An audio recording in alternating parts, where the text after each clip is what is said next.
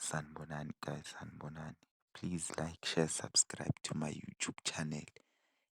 Abafethu siwinile 3-1. Man of the match bathu Sipho Mbule. Okay, fine. But mina nginale nkinga yokuthi uSipho Mbule ngama-big game uyanyamalala. uSipho Mbule ngama-big game uyanyamalala. Kune-match le-Pirates beyidlala neLimpopo ku-CAF. That was a big game. Yila befanele ayenze yonke lento yama-assist.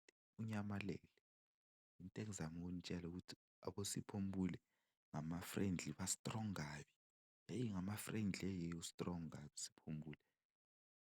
Strong, blind uzogaya i-performance e-top. Mara mfake ku-big game. Asithi South Africa versus Spain. Uzobona ukuthi uSipho Mbule why bekahlala ebhentshini ku-Sundowns angadlali ku-Pirates. Yes. Besingadlali ne-Brazil namhlanje besidlala ne-Zambia. Angazi ni-celebrate-ani ekhulu kanje. It was Zambia guys. Bafethu, it was not Brazil, it was Zambia.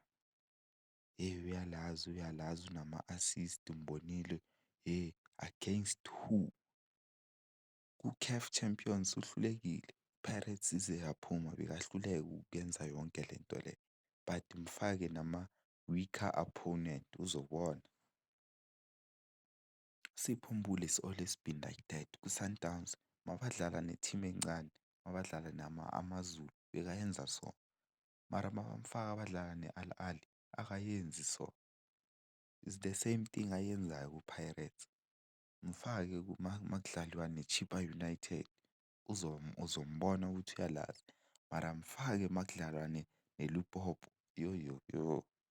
Akadlali ne-50 minutes egrawundini akakhoni ukugijima.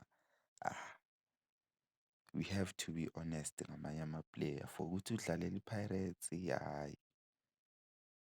Maningabheka wonke lama-game uHugo Broos awadlalayo.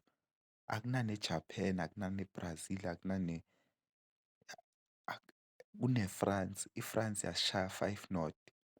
Wagcina lapho uHugo Broos ukuthi afune ama-friendly nama-team angathi ahlakaniphile. Hhayi ukuthi usilandela abo-Zimbabwe, usilandela abo-Zambia. Suka.